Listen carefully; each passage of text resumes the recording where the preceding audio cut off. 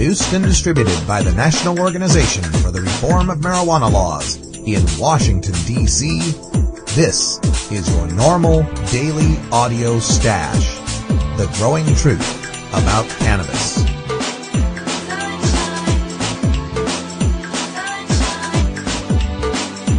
Welcome to the most popular podcast regarding marijuana in all of America and all the world, featuring interviews with scientists, politicians, doctors, prohibition policy activists, regular cannabis consumers, musicians, artists, and NORML staff and NORML's board of directors, along with music and comedy no other podcast can offer.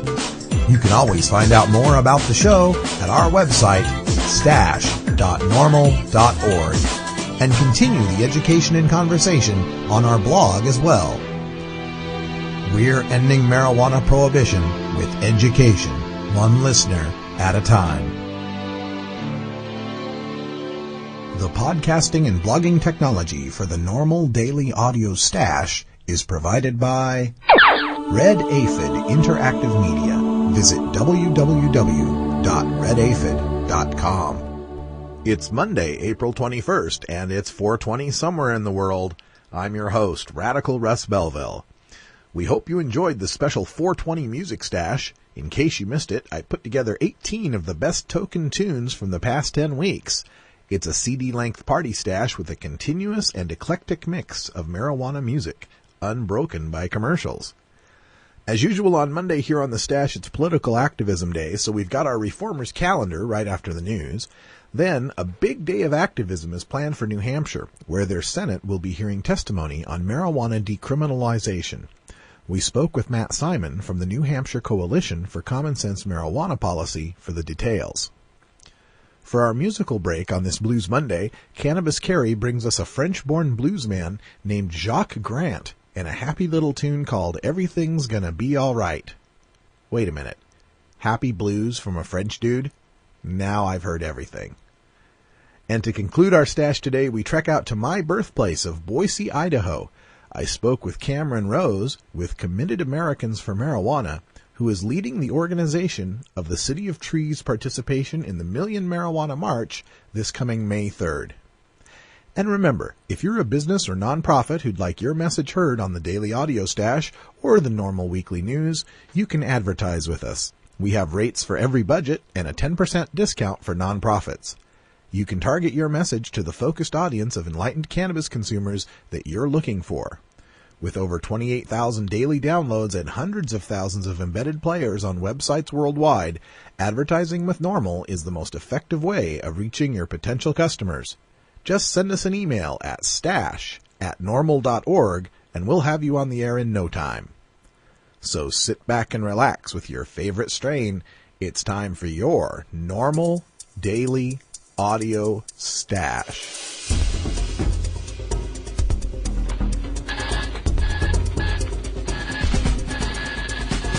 Now it's time to take a look at the latest stories about marijuana from news organizations across America and around the world in our NORML Daily Audio Stash, Hemp Headlines.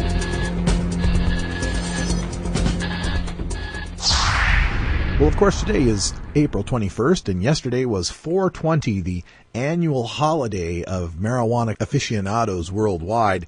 And there were many rallies held all throughout the country and the world of just plain sit-ins, smoke-ins, and protests about marijuana.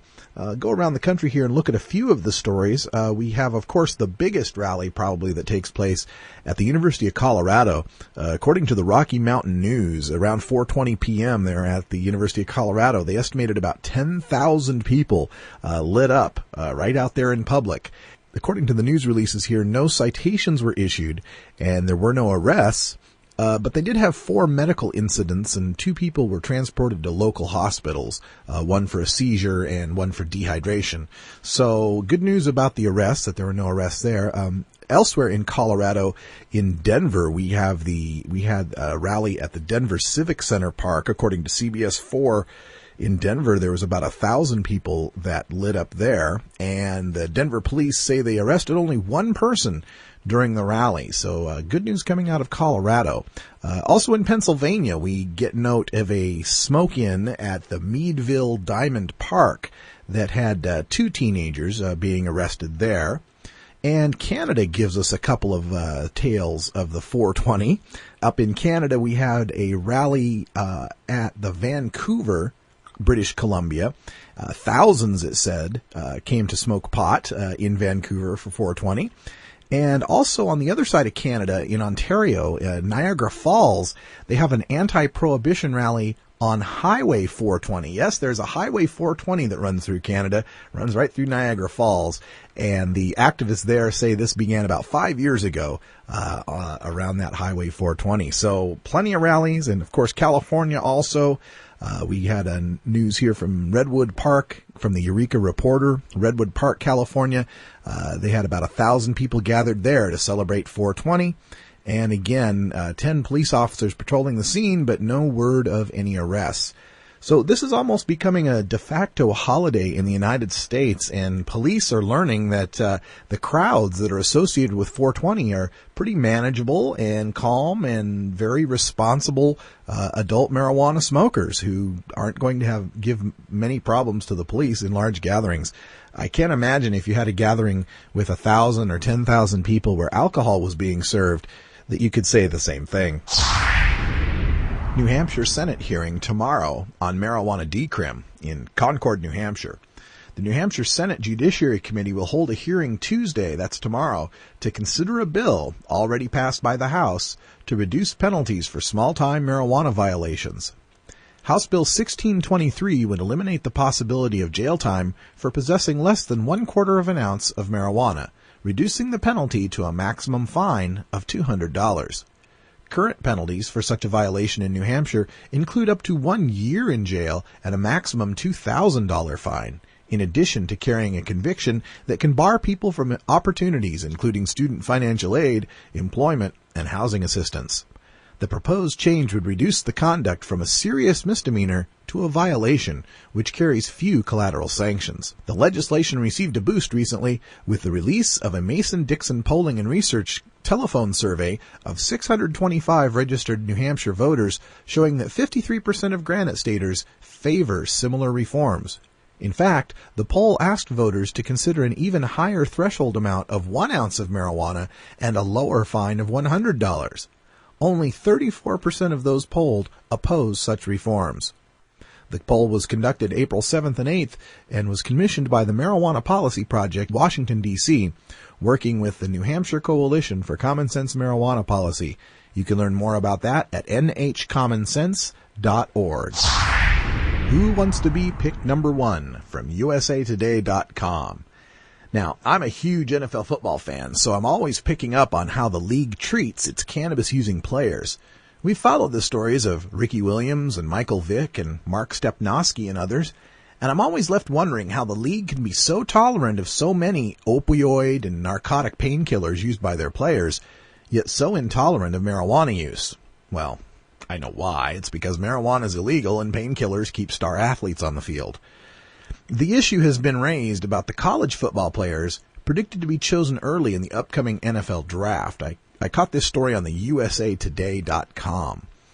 Among the issues that have affected perspective on this draft, LSU defensive tackle Glenn Dorsey's right shin bone, injured in 2006 and still a subject of debate even as he continues to be rated among the top 3 players on most draft boards. And major concerns surfaced about Kansas cornerback Aqib Talib and Michigan receiver Mario Manningham, who both tested positive for marijuana, yet remain first-day prospects on most lists. At February's scouting combine in Indianapolis, Dorsey confirmed his leg injury to NFL team doctors who questioned whether he was fully recovered from a stress fracture in his tibia. He also admitted it still hindered him throughout last season. Dorsey told NFLDraftScout.com that he took painkillers before each game last year and wore a bone stimulator in the spring of 2007 for as much as 18 hours a day. Although he also insisted he was completely healed, he acknowledged that doctors examined him for 9 hours one day at the combine. Dorsey said at the Combine, quote, "Yes, I took painkillers, and yes, I wore the stim through the summer, but I played through the whole season. I will take whatever tests the doctors ask, but I am telling you, I am ready to go," end quote. However, in a league recently traumatized by off-field issues, feelings are less clear regarding Talib and Manningham. Talib admitted his prior marijuana use during team interviews at the Combine and told reporters that it was, quote, "in the past," end quote. Manningham denied using marijuana at the Combine, but since then he's hired a new agent, gotten into better shape, and sent a letter to NFL teams recounting past use of the drug. Pro Football Weekly obtained a copy of the letter that said in part, quote, "I don't use marijuana anymore and I have passed tests since. I am writing this letter because I just want a fair evaluation," end quote.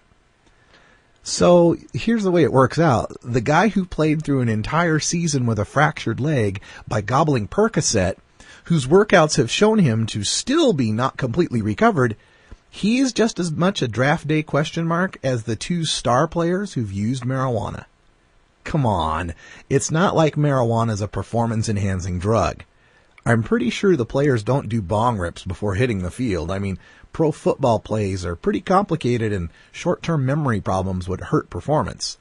Also, you do get time and balance distortions when you're high, and that can't be good for catching passes or tackling runners. But if a pro athlete abuses his body for 3 hours of football violence on Sunday, how can we question his Monday use of marijuana to recover from the pain and stiffness? Instead, we pump them full of narcotics that they end up getting addicted to, like Brett Favre.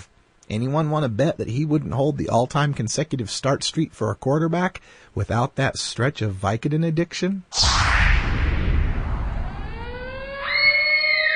Marijuana is an addictive drug which produces in its users insanity, criminality, and death. Marijuana is the most violence-causing drug in the history of mankind. If the hideous monster Frankenstein came face to face with the monster of marijuana, he would drop dead from fright. Madness. Marijuana grown indoors can sicken. From the Pittsburgh Tribune Review. Pennsylvania officials are poised to classify indoor-grown marijuana as hazardous. Indoor marijuana is normally grown in a solution of nutrients and other chemicals. The chemicals and mold can be dangerous to breathe, said State Police Sergeant Tracy Futcher, who directs the State Police's Claudestine Lab Response Team for the Alley-Kiskey Valley and other western counties. In the recent past, police have been sickened by hydroponically grown marijuana, which was indoors in 2 parts of the Alley-Kiskey Valley. The marijuana is grown in liquid in a closed room. Growers also control humidity and light. The process produces the unintended growth of mold, said National Marijuana Initiative Director Tommy Lanier. Lanier said, quote, "The danger is that mold spores can give off toxins," end quote. The toxins can cause illness. He said there are 300 to 500% more mold spores in growth rooms than outside because there isn't ventilation. Quote, "This is strong stuff. The potency is way up there. The THC content is way up," end quote, he said. "It's 10 times more potent," Futcher agreed. A website for the White House Office on Drug Policy said marijuana smokers have a greater risk of lung infections and a greater tendency toward obstructed airways, as well as causing memory loss. The office also asserts that marijuana smoke contains 50% to 70% more carcinogenic hydrocarbons than does tobacco smoke, and consequently has the potential to promote cancer of the lungs and other parts of the respiratory tract. Futcher says he will attend a training program this year and will write a standard operating procedure for state police about marijuana safety. Cannon and other detectives said there is enough marijuana in the area that they could be totally occupied by it, but they have to spend more time investigating cocaine and heroin sales because those drugs are deadly. Now, this is the first time I've seen this tactic from the drug warriors, trying to cast indoor grows as something as dangerous and toxic as a meth lab. First of all, if you've got a grower with any decent knowledge of how to build an indoor grow, the room will be built with adequate ventilation and air filtration. No grower wants mold, and most do everything they can do to prevent it. Second, the increased potency of pot, not 10 times stronger, maybe twice as strong, owes directly to the iron law of prohibition, which says that if you prohibit a drug, you can guarantee it will become more potent. It happened during Prohibition, when sales of beer plummeted in favor of heartier whiskeys because bootleggers had limited supplies and storage. It happened with cocaine in the form of crack and with heroin, which is cheaper and purer than ever. However, more potent pot isn't bad like more potent cocaine, heroin, or alcohol because pot can't kill you. Pot smokers smoke to get high, and the effects of smoked marijuana kick in almost instantaneously.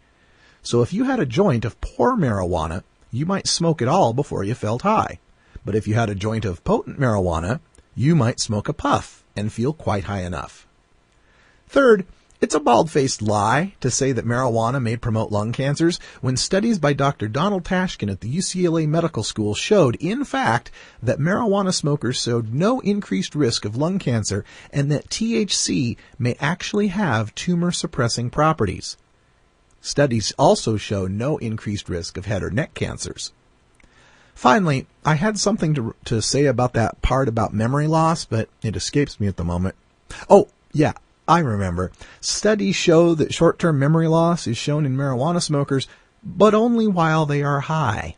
Once the marijuana wears off, there are no appreciable differences in the memory skills of tokers versus non-tokers. Seems to me that the police should be concentrating more of their time on heroin and cocaine. Those drugs are deadly, and marijuana is not.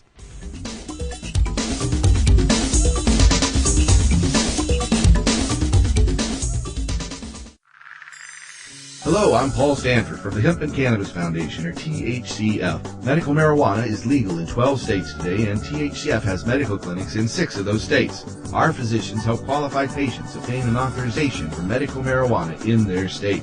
Patients are eligible for medical marijuana with a history of either severe chronic pain and or nausea, cancer, AIDS or HIV, hepatitis, glaucoma, seizure disorders like epilepsy, chronic muscle spasms as in multiple sclerosis or asthma, neurodegenerative diseases such as Alzheimer's, and gastrointestinal disorders like IBS or Crohn's disease. If you or someone you know has one of these conditions, our doctors will help them obtain a permit for medical marijuana. THCF Medical Clinics has offices in Washington State, Oregon, Colorado, Nevada, Hawaii, and California. Call 1-800-723-0188 or go to the web at www.hemp.org or 1-800-723-0188. We're making more progress on the effort to decriminalize marijuana state by state, and we look now to the New England states and specifically New Hampshire. We're joined by telephone with Matt Simon, the executive director of the New Hampshire Coalition for Common Sense Marijuana Policy. You can learn more about their efforts at nhcommonsense.org. And Matt, welcome to the podcast today. Hi, Russ. It's great to be back on. Well, we had been reporting on New Hampshire's effort to decriminalize marijuana. Let's remind everybody what the bill in the legislature is seeking to do. Okay, we're talking about House Bill 1623. It seeks to reduce the penalty for possessing very small amounts of marijuana, less than a quarter of an ounce, the way it currently reads, from a Class A misdemeanor carrying up to a year in jail and up to a $2,000 fine, trying to reduce that down to a violation punishable only by a $200 fine. Now, is that similar to other states in the area? Are there other states up there in the New England states that have decriminalized marijuana?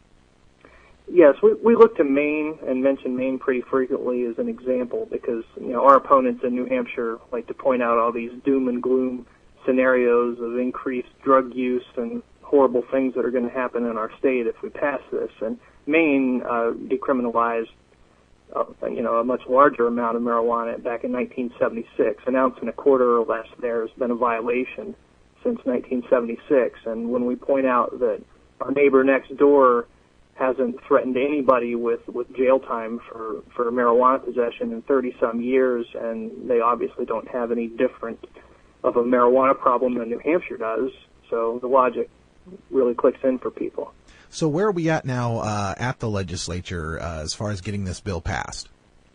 Well, we have a hearing coming up in the Senate. It passed the House, surprisingly, by more than 50 votes, and that was March 18th, and we've been gearing up for our first hearing in the Senate, which takes place April 22nd at 3 p.m. The Senate Judiciary Committee, 5 senators will listen to testimony from both sides, and it will be our next big day in the sun. So a week from today, Tuesday, April 22nd, people will need to get involved up there in New Hampshire, and I assume you'll have all the details at nhcommonsense.org. That's absolutely right. Now, when you're fighting against your opponents here, what are some of the tools that you're using to convince the public? I mean, I just received a press release from your offices saying that the polling shows that people are really supportive of this idea in New Hampshire. Absolutely. All along, we've been saying public opinion is on our side, and we've tried to demonstrate that formally in many different ways, by getting people to the State House, by having people contact their legislators and write letters to the editor. We're doing very well in the media. We're doing very well with all these little informal ways of showing public support. But we just got poll results. The Marijuana Policy Project commissioned an independent poll of New Hampshire voters, and we got our results back, and they prove everything that we've been saying all along. It's a majority of people in the state. 53% of voters support reducing marijuana penalties, and only 34% are opposed, with 13% undecided. And we even got an even split among Republican voters in the state, which is going to shock a lot of people, because it's usually a knee-jerk Republican response up here by the politicians. I've been saying all along that the voters aren't necessarily like that there are a lot of more libertarian-minded Republican voters in New Hampshire that see the common sense of reducing marijuana penalties. So I think this is kind of the final piece of the puzzle in our argument to the legislature and to the governor. Do have public support. It's right here in this poll, and you can see it at nhcommonsense.org. Absolutely. We'll have a link for that up on our blog as well at stash.normal.org. So you've passed the House. You've got a hearing coming up in the Senate. What do you think your chances are at the Senate? Well, we've got some major obstacles to overcome. The governor has said he will veto the bill if it gets to his desk, and his argument against it is that it, guess what, sends the wrong message to young people. Mm-hmm. The Senate Majority Leader, also a Democrat, Senator Joe Foster, said exactly the same thing, that it sends the wrong message to young people. So I mean, we've obviously won in the war of public opinion. I can tell that by the fact that our opponents only have one argument left, and it's one that has no substance. When they don't have any other arguments, they resort to this send the wrong message thing, and people are just rolling their eyes at it at this point. But the political reality is that it's going to be difficult to convince the Senate in an election year to take this step. But we're gonna make the best case that we can for them. I'm not a senator; I don't get a vote, but I definitely know we're winning the war on public opinion. And if we don't win with this bill this year, we are going to win on the issue within the next year or two. Now, as I've followed a lot of these campaigns to decriminalize state by state, I find that one of the arguments that the prohibitionists will continue to put forth is this idea that if we decriminalize, somehow this is going to cause all sorts of terrible harms. What are some of the things they're trying to paint this bill as up in New Hampshire? Has this been getting any media attention? It's gotten a lot of media attention this year, and the media attention has been mostly positive, and that which hasn't been positive has at least been fair. We haven't seen some of the insults and the usual nonsense that accompanies this discussion or non-discussion. We had, for example, we're really happy this week, New Hampshire Public Television ran an 8-minute segment on a program called NH Outlook. That's also posted at our website at nhcommonsense.org, or a link to it. And it's just a terrific 8-minute segment. They interviewed Governor Lynch and Senator Foster saying the send the wrong message thing, but they interviewed everybody from our side, and it's just a very positive piece. Anybody who sits down and watches that in the state, I feel very good about the fact that that's airing around the state this week. And overall, the more light we shine on the issue, the better we do, because they can't substantiate any of those claims about decrim leading to increased problems with marijuana use. Now, on the other side of the issue, when we're trying to argue with these legislators and trying to change their minds, one of the points that law enforcement will bring up is that we're somehow exaggerating the issue, that not a whole lot of people actually go to jail for marijuana, that usually they just get a fine or something like that, or it gets dismissed anyway. So how do we convince them that about the true harms of marijuana criminalization when they claim that there's not that many people really being imprisoned for it? Well, first of all, if they're right and nobody's going to jail for a first offense or on of marijuana, what's the point of having that penalty on the books anymore anyway? It's obvious that these laws were written for the 1970s, not for the 21st century. Shouldn't we, even if you're right and this is something that's just on paper and not in the real world, why don't we change what's on paper? Doesn't stand to reason, you know. Yeah. So that argument, I don't think that's resonated very well coming from the other side with decision makers. I think it sounds kind of silly. We can't change the law because we've already changed our practice, but we need to have the law on the books so that we can threaten people into, you know, seeking help, whatever that is, or turning in their friends or their family members. It's kind of insidious when you strip it down to that. So I don't think it's working very well for the other side to bring that up. Yeah, and you know, I think people understand the nature of it too, that the harm from the marijuana arrest is not necessarily, you know, going to jail. It's having your name in the paper, it's possibly losing a job or a license or a student loan, or there's so many other harms that can come from marijuana criminalization aside from just jailing. Absolutely right. And, you know, when you point out that all these other states haven't threatened anybody with a jail cell in X number of years, then it just clicks for people that incarceration, we need to rethink, you know, the way we use incarceration in this society, period. Look at numbers. You know, when these laws were written, there were less than 200,000 people incarcerated in the whole country, and now we've got over 2.3 million. So it's clear we have to reassess the value of incarceration as a society. Why not change the laws that are on the books about possession of marijuana?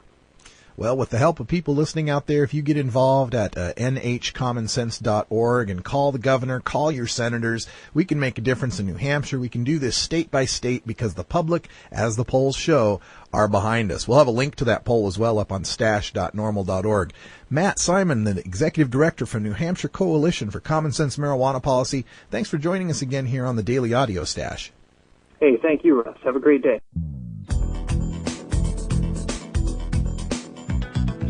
Hi, this is Alan St. Pierre, Executive Director of NORML. We are the oldest, largest, and best-known marijuana law reform organization in America, and it's all because of your support.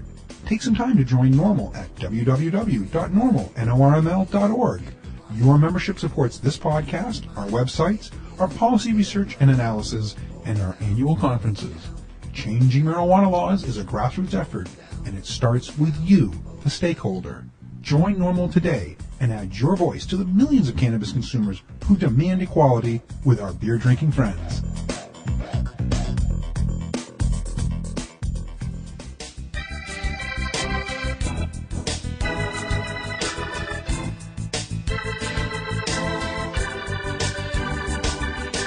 Here at the NORML Daily Audio Stash, we work hard to change our nation's marijuana laws through education and discussion. But we also take the time to relax and unwind with an eclectic mix of pod-safe music from many independent artists. We look for music that speaks to the growing truth about cannabis, or music that speaks to broader themes of freedom, liberty, social justice, equality, and protest. To find out more about the artists and download the music you hear on this podcast, just log on to stash.normal.org. And if you'd like to get your music heard by the online cannabis community, just send us an email at stash@normal.org.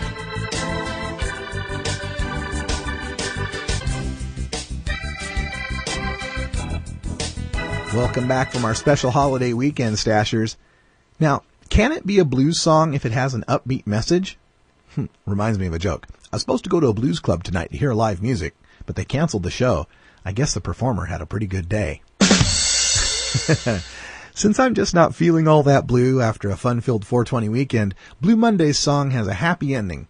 Jacques Grant's song, Everything's Gonna Be Alright, delivers an undoubtedly boogie blues style, complete with a talking guitar, harmonica, and a fiddle, too. Born in France, Grant moved to the States when he was 12 years old. In the 70s, Grant hitchhiked the country from Florida to Canada, Michigan to Colorado, and played music to survive. He moved to Austin, Texas in the late 70s and continued to play music, finding inspiration in the famous blues clubs and often ending up at Antone's to see Stevie Ray at 3 in the morning. You can visit Jacques' MySpace page for more information about this bluesman, or of course visit our friends at music.podshow.com. The MP3 download is available at our blog stash.normal.org. This is Jacques Grant with Everything's Gonna Be Alright.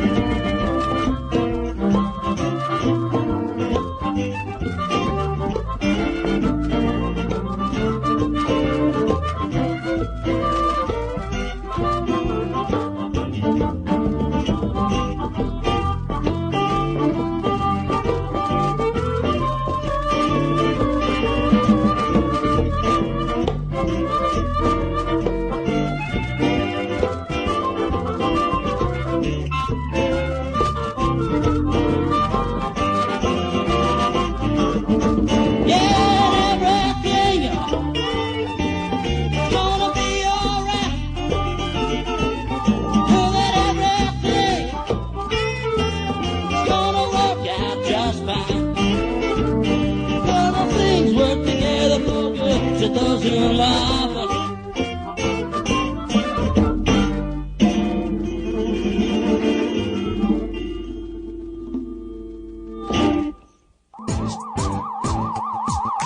I'm Casper Leach, host of Time for Hemp. Did you know that police arrested a record 829,625 people in the United States for marijuana violations in 2006? Marijuana arrests now comprise nearly 44% of all drug arrests in the United States. Of those charged with marijuana violations, approximately 89% were charged with possession only. The total number of marijuana arrests in the United States for 2006 far exceeded the total number of arrests for all violent crimes combined.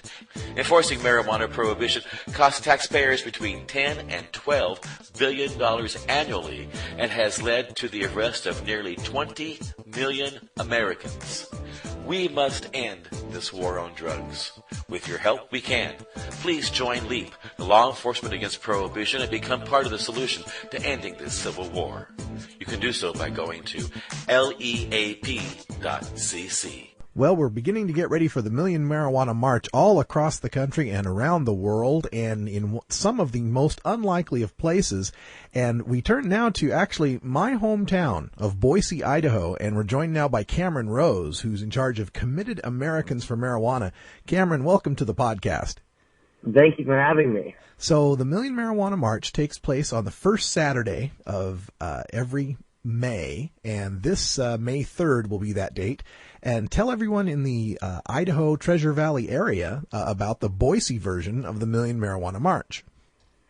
Well, what's going to happen is on May 3rd, we are going to meet at Julia Davis Park, which is right downtown Boise, at 2 p.m. We're going to go down there and basically protest our stuff. We're going to say that we don't believe marijuana laws should be, illegal. We're going to stand up and say what we say. We might march down to the city hall to where we will just stand there. We are also working on being a part of the Boise State University's Spring Fling, which will be down at Julia Davis Park, at which point we will have a booth with 4 petitions for people to start getting signatures to change marijuana laws in Boise. How do you see the support of the people in the area in Boise? I know growing up there it was quite conservative. Have things liberalized a little bit where people are open to that message? In all honesty, I have to say I must be surprised and say there is.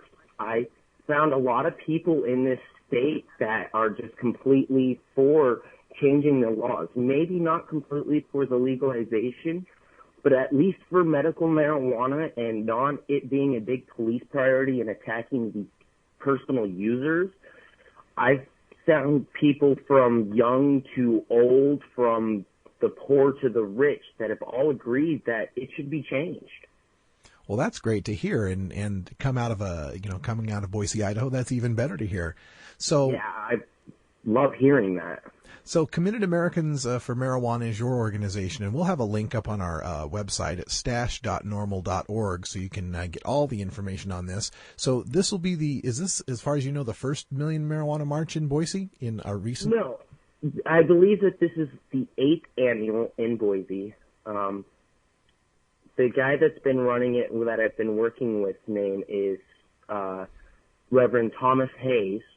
Okay. And he's been working with me, and we've been gathering people, and been using the MySpace page that is with my link to generate people and inform them of what's going on, because that's the younger community that are just now being able to vote. And their vote's the most important because I found that they're the biggest crowd that agrees there's nothing wrong with marijuana. Yeah, and Boise being a university town, you're going to have a lot of younger people to draw from, I believe. Exactly, and that's where we've actually started creating a student organization called SDSP, which is Students for Sensible Drug Policies. Right, SSDP, we speak with Chris Crane, the executive director, all the time, and that's a great campaign that any students out there listening to the podcast ought to check out. You can learn more about them at ssdp.org. So as the summer comes up, there's a lot of hemp festivals and things going on all across the country. Any plans to put together something like that for a summertime event in the Boise area? I might. I know that there is an event called Aesthetic Evolution that is kind of like the Burning Man for Idaho. And I do plan on going there with the petitions to generate the last couple signatures, because it's going to be like the last big event, possibly not though. I've got a lot planned, but I'm going to do the best that I can to push it and keep it going, so that way people really see that it can and will happen as long as we just stand up and want it to. That's absolutely right. It all takes us working together. This is a grassroots effort. And speaking of those efforts, let's talk a little bit about the legalization side politically there in Idaho. Do you have any supporters within the legislature or any prominent figures in the government that are willing to take a stand on medical marijuana or decriminalization or any of these issues?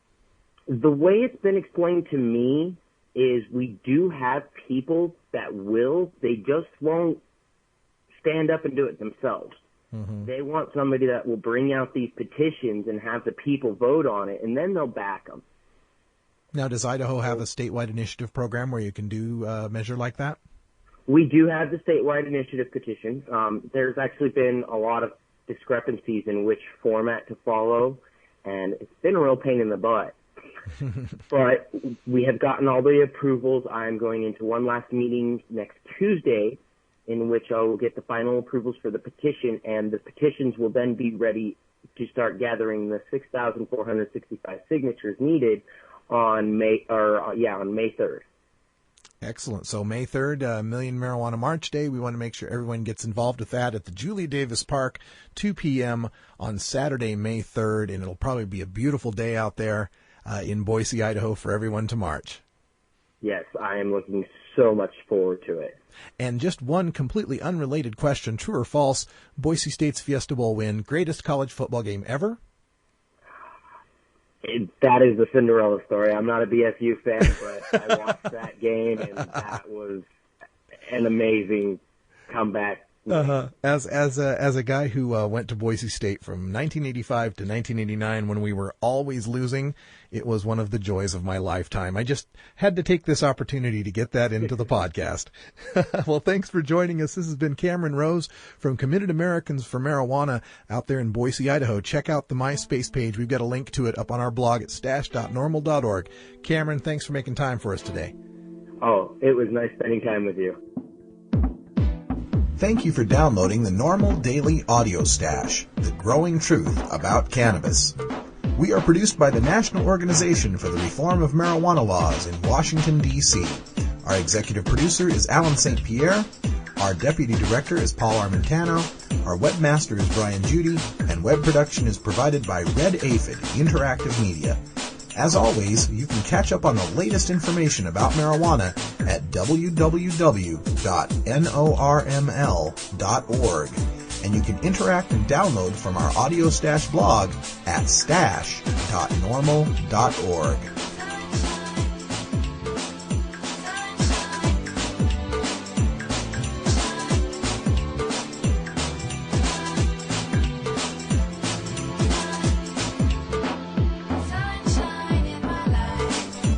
For everyone here at NORML, I'm your host, Radical Russ Belville, hoping all your harvests are bountiful and your encounters with law enforcement are non-existent. We leave you today with a cannabis quote from Louis Armstrong, the jazz musician, who said, quote, "It really puzzles me to see marijuana connected with narcotics, dope, and all of that stuff. It is 1,000 times better than whiskey. It is an assistant and a friend." Well, Satchmo, you're absolutely right. It is an assistant and a friend to many of us out here, and there's no reason that it should be considered a Schedule I drug. It has obvious medical benefits, and it causes no harm to society. I'm Radical Russ. Don't forget to call your Congress at 202-224-3121 and have them support the Barney Frank bill for marijuana decriminalization. We'll see you tomorrow on The Stash. Take care of each other, tokers.